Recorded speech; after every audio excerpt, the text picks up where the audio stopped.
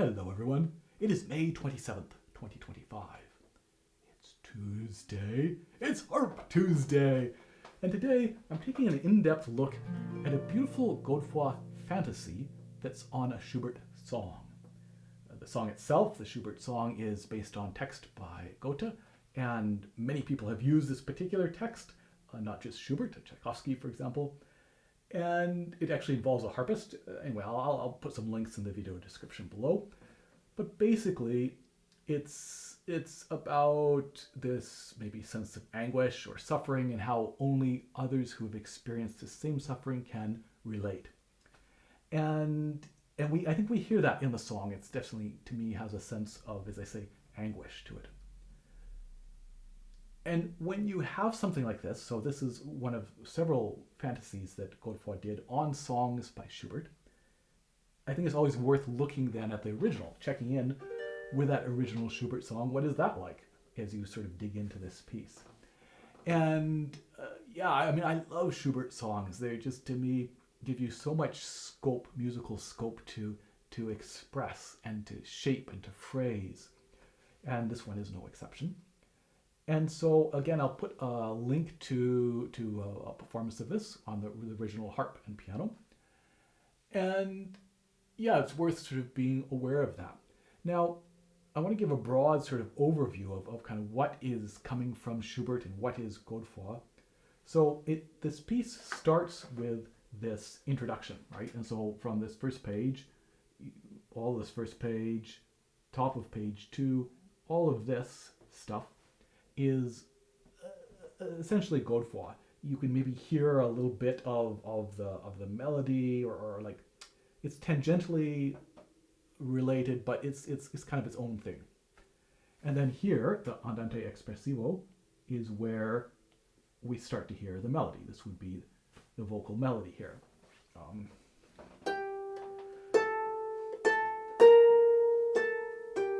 But not exactly. If you look at the original, it's a different key generally, but also just some slightly different rhythms. So maybe the same notes, but just slightly different rhythms. It's not exactly following the voice, but pretty much. And so we get that. And so, for example, like this bar here is not, the voice is not doing that little scale. It's doing some other stuff. But we get this, let me just use a different color here maybe. So like this we can call Schubert, keeps going on to the top of the next page and maybe ends here. And then we get again maybe some of Godefroid. This feels a little bit, it's harder to see the connection to the original, or at least was for me. That ends here, and then once again we get this same melody with the left hand now playing octaves at the start of each big beat, but same right hand melody. That continues again, kind of ending maybe here, and then again we get maybe some more Godefroid inspired stuff in this ending. So essentially, right, there's the introduction that's Godefroid, then the melody which is Schubert, then some Godefroid stuff, then back to that same melody, the Schubert, and then ends with kind of Godefroid's own stuff.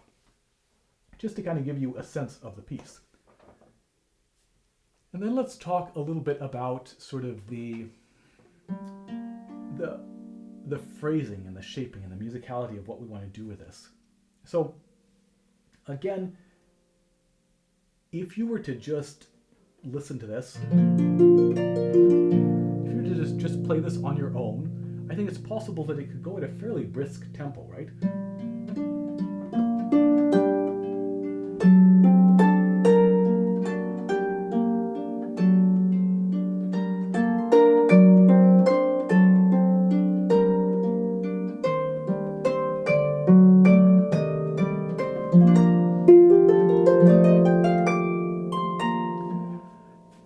And you certainly could do that. I think if you listen to people singing it, they will generally go slower. And so the music video that I did, I'm going quite slow.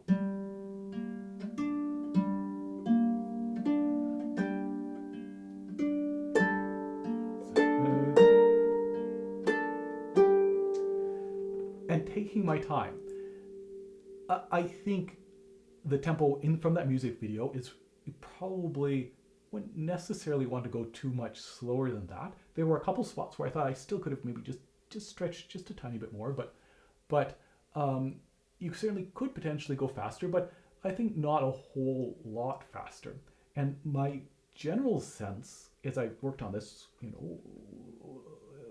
not exhaustively, but as I've worked on it over the last year on, when I've had a little bit of time here and there, I've gradually felt more and more that I want to slow it down a little bit more, and maybe have a sense of floating in time. So you know how some pieces you get a sense of pushing ahead, right? We're always kind of pushing ahead and it's exciting and we're moving ahead. And some pieces maybe we have a sense of holding back and we're holding back. And in this case, I think it's more just kind of floating. We're kind of suspended in time a little bit. Make of that as you will. And then, yeah, to me, it's the Schubert melody, right? This sort of bit I highlighted in green, these little two sections, that really, how do we want to shape this? So one of the things you can do then is, when you have something like this, is play it instead of these octaves, play it as a connected note. I'm going to play maybe this lower octave, which is even more sort of nice and rich sounding. Sorry.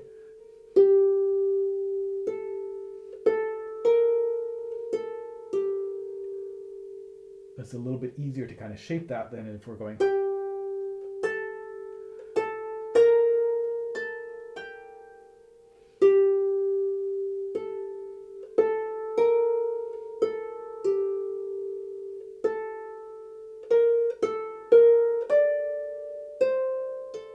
To hear those long phrases, right? And again, generally there's going to be a little bit of a sense of maybe a rise in volume level as we go through it and then dropping a little bit at the end. And we can shape things, but maybe trying to be somewhat subtle. And so I think it's very easy, for example, to kind of go.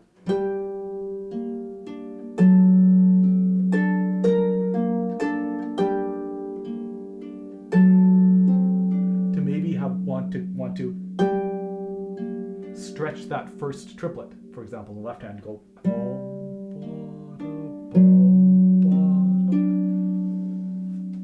But I think we want to resist that temptation. In fact, if we want to take extra time within that triplet, I think it's generally going to be better to stretch the second beat.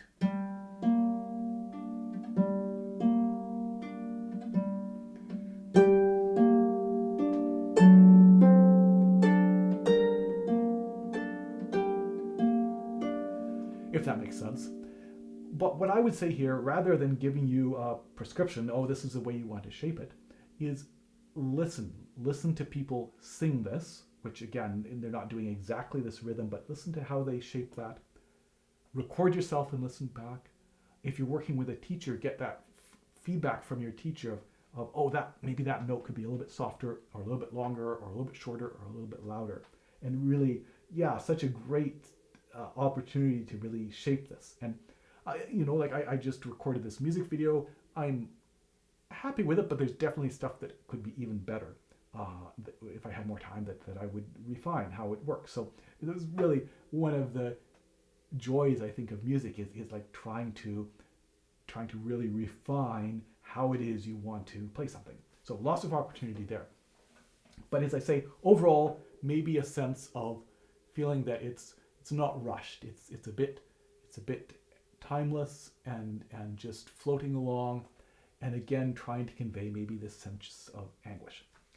So then let's look at some technical stuff here. So I did an episode last year at some point when I first kind of became aware of this, where I went through and I talked about how I would put in pedal markings as I was trying to figure out when I was first looking at this. And so if you go back and watch that, or if you have watched that in the past, I've changed a few things, which is kind of interesting. So in that episode, I probably talked about right at the very beginning, this, as printed, is actually this, I believe, a D and a B, but we're playing the D here in the right hand. I'm just going to change to a different, yeah, we're playing the D here in the right hand already. So I just change it because maybe it felt like a misprint to me rather than we're supposed to play the D and not playing the right hand or something. Anyway, you can play around with that. See what you think. In this intro, so talking about this intro, I wasn't initially sure what to make of it, but I tried, and a student was working on this as well, and she was really trying to follow the dynamics, and I think that ends up working out, right? So we have this kind of, and then to immediately be soft.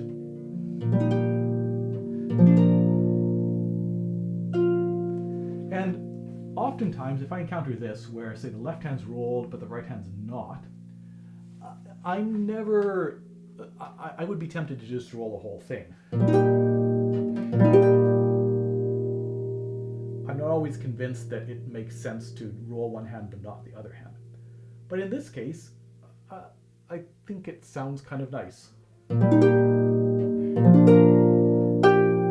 you're keeping these as octaves, but you're rolling the left hand. And if I'm doing that, what I'm doing is I'm doing left, left, left, octave. So I'm not going left, left, and the last note plus the octave. I'm going rather than.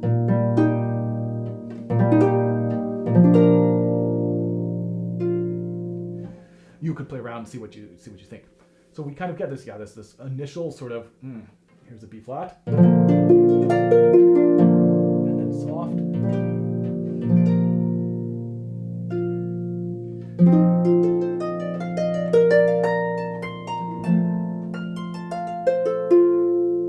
Nice. Now what I found here with this pedal change is, instead of going all the way up to E, back to E flat, which is what it will need the next time we play the E, I heard that. I would hear, because we haven't played an E, but we've played an F, and because the E is sharp, these E's are going to be ringing with sympathetic vibration, so we will hear, if I change that E all the way back up to flat, I'm going to hear that. And there's not a great opportunity to muffle necessarily before we actually have to play it, right? We need an E flat here. So in the end, what I found was on this chord, if I remembered, I would change the E from sharp to natural, so that chord covers up a little bit of that sound, right? That we have this. Change. But I couldn't, I found it was too risky to go all the way up to flat, so I just changed it to natural. Soft again. You can try to muffle some stuff down here, and then I change it to flat here just as I play. I also found initially I wanted to go 1, 2, 3, 4, 1, 2, and then makes sense to be 4 here. But what I found was I didn't like that 1, 2, 4 at the end, even though it's not terrible, but I ended up wanting to go 1, 2, 3, 1, 2, 3, 4. So yeah, it just ended up feeling a little bit smoother and better under the hand. Again, an example of how you can put some fingerings in or pedal markings in. If you're experienced, you can put them in never having played the piece, but then as you play it, there will almost always be some sections where you realize, no, actually, there's a way that feels even more comfortable or that works better. And an interesting little section here.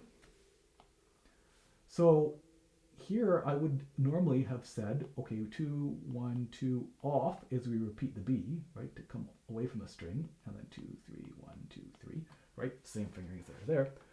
But, so if I come off,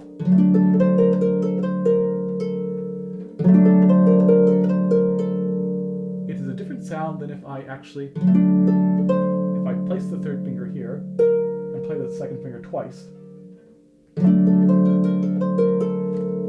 It's actually a more legato sound.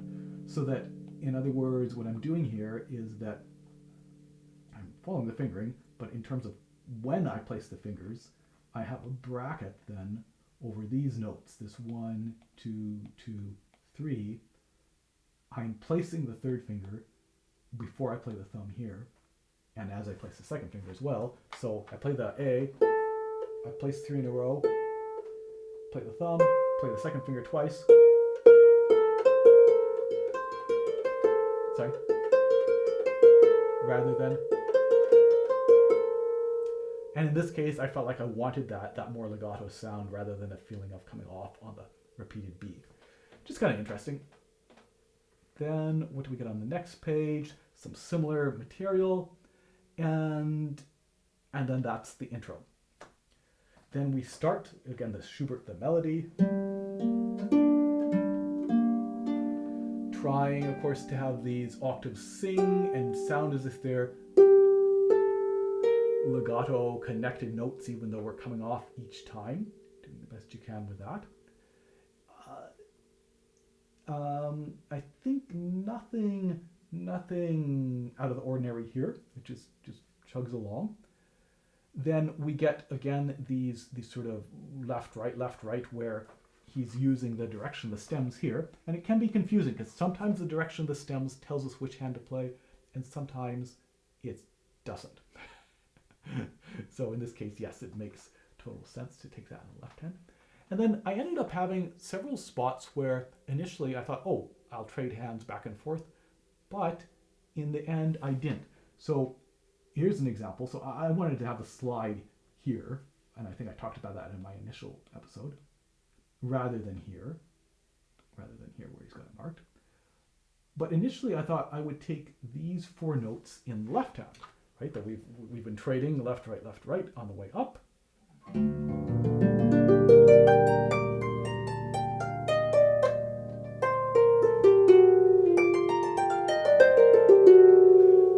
And I still think that's a fantastic option if that feels more secure for you, if that feels secure for you, if that feels good to you.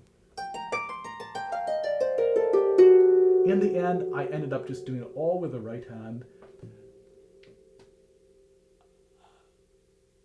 because I wanted to, I guess. I don't know that it sounds any better, but I enjoyed that feeling of just doing it all with the right hand, and I was able to do it and have it sound good and consistent. So if you're finding you're struggling with that, with doing that long scale with just the right hand, then trade hands back and forth. But if you're happy just doing the right hand, great. Just do it in the right hand. Then here on this little arpeggio, what I found interesting was, so here again, he's suggesting 4 notes right hand, stems up, 4 notes left hand, stems down, 4 notes right hand, 3 notes right hand, stems up. Makes perfect sense, right? 4, 3, 2, 1, 4, 3, 2, 1, 3, 2, 1, 2. And initially I thought, of course, great, we'll just do that. But it does involve a bit of a jump with the right hand. And in fact, what's happening here, we've played this A octave. If we just do 3 notes, if we play in a root position D chord, the thumb is going right back to the A it just played. And we already only had to do 3 at the top, so now we can just do 4. We can add that C to the right hand, and it's a fine shape, right? Like, of course, the root position 7th chord is great, the one that he's got here, where we're skipping every other string. But we can also do that 7th chord shape where the 4th and the 3rd finger are right next to each other. So that, in the end, is what I did. I did these 4 notes with the left hand, 4, 3, 2, 1. And then 4, 3, 2, 1 with the right hand. And it just meant it was right here rather than having a jump. Great. On the other hand, and this very next spot where we get it right here, it makes sense to do it just the way he's got it, because we're having to jump down, and we don't want to jump down even further to say to do 3, 2, 1. That makes no sense at all. So of course it makes sense to go just 4.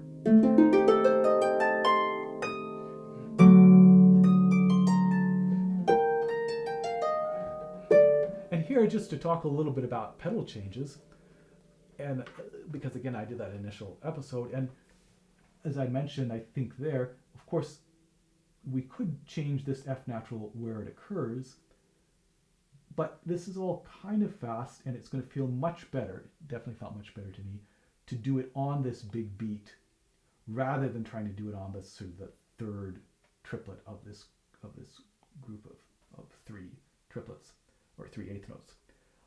So, and this of course has to come on the beat, but then if we put this one on the beat, it all works out very nicely when they're all just in this one on the beat as well. Perfect. Again, trading the hands left, right, left, right, left, right. Coming up here is, this is a classic. So this is an example where obviously these stem directions here have nothing to do with which hand is playing. It's just, here's this group of 6 and another group of 6 that by default are, the stems are below because the notes have gotten higher. It's just the typical typesetting direction. So, but what we will do is left,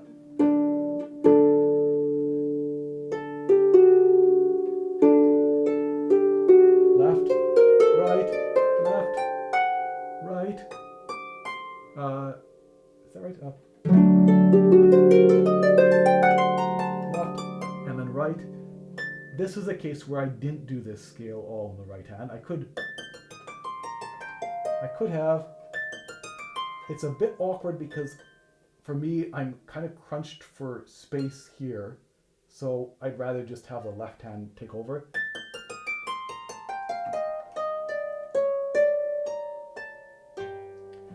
And you can see I have that marked, and so that I did end up switching hands there, the right, left, right. This little spot, it really, I felt really compelled almost to, those last 2 notes really want to sound like 8th notes, even though that would give us an extra beat. So,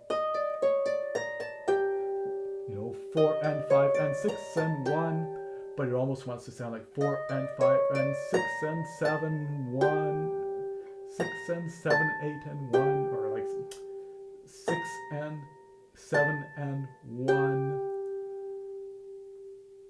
And I'm still a bit torn. I think because of the slide, it's hard to maybe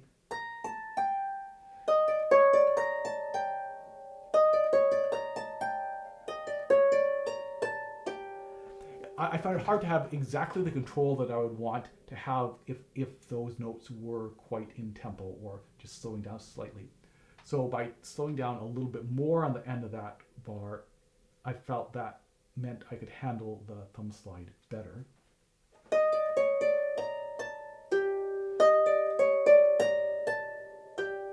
And hopefully still like 4 and 5 and 6 and 1 to feel as if we still feel that it's just those 3 beats that we're really stretching the end, 3 and, or like 6 and 1.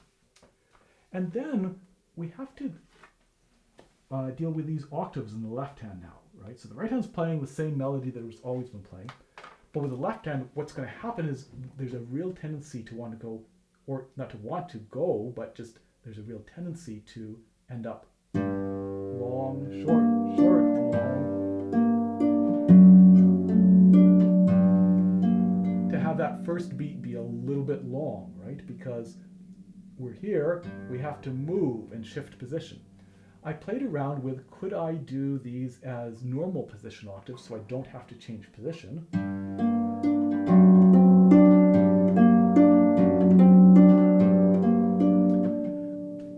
Which I think it's easier to get smooth, but there's too much sound that happens. I wanted to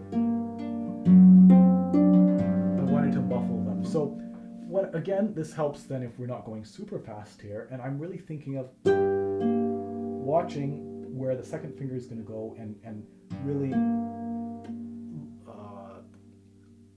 really moving towards that second finger.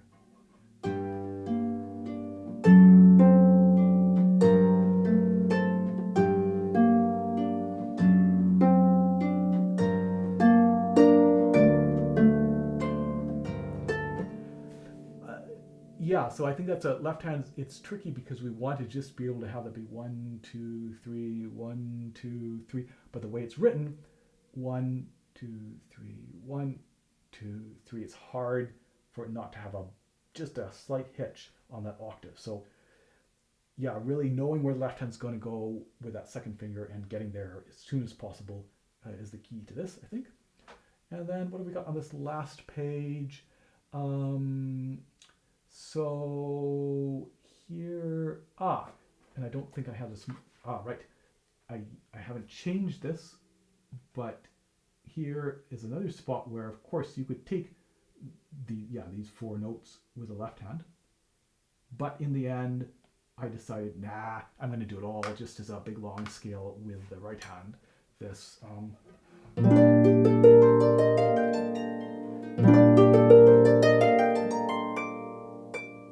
left hand keeps wanting to come in early, right? So 1 and 2 and 3 and 4 and 5 and 6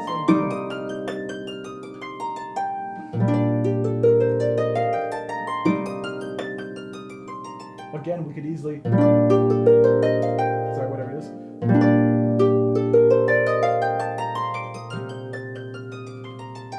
We could easily split the hands up there. But I kind of enjoyed just doing it all with the right hand. And again, it's kind of slow, so it's no problem. Here again, we're splitting the hands up, and I chose, rather than 4, 3, 2, 1, 4, 3, 2, 1, 3, 2, 1, 2, 1, and having to jump the left hand down. In other words, if the left hand plays this G, and then has to jump down, we just, what's going on here? There we go, G, and jump down to that chord. We only have an 1/8 note's worth of time to do it. Whereas if it only plays 2 notes here and this G, we go ahead and play that in the right hand. So we go 4, 3, 2, 1, 3, 2, 1, root position, 3, 2, 1, 3, 2, 1, root position. Just a little bit easier on the left hand getting down, no problem. And same thing then here at the end of that line as well. Same.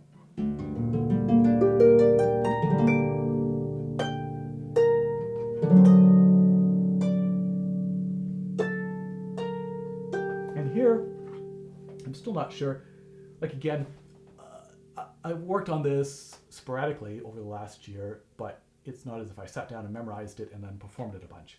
So I'm unsure about these notes, what I would want to do maybe long term. At the moment, what I'm doing is I am connecting the bottom note. So I'm placing 4, 3, 1. So I'm doing this. I'm going, right, so that the third finger is already placed on the B. But at other times, I've just come off each time.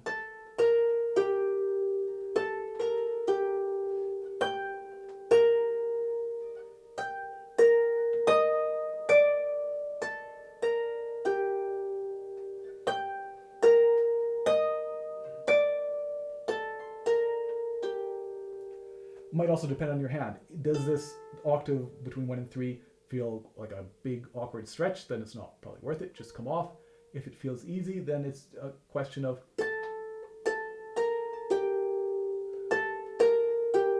which sound, which way can you get a better sound and a better consistency and a better feel, right? So just playing around with what feels good for you. And then we get a lovely, the piece is over in a sense.